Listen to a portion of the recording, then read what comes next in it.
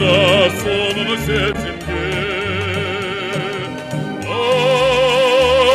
Ardayım gece parçamın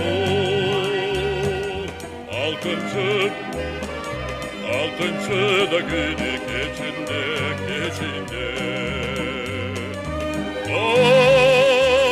Ardayım gece parçamın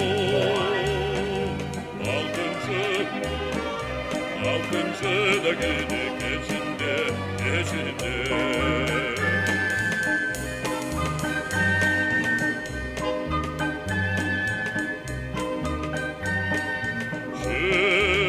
Şırdaş pay gelip sesim Şımarmay sırdı hiç kimge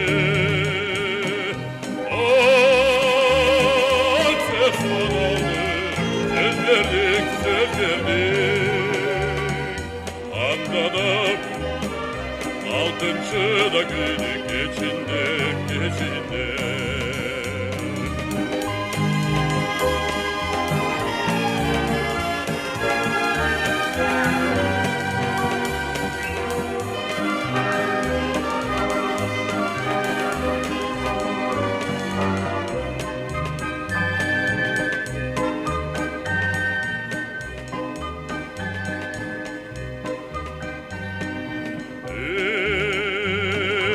Ertelep varsa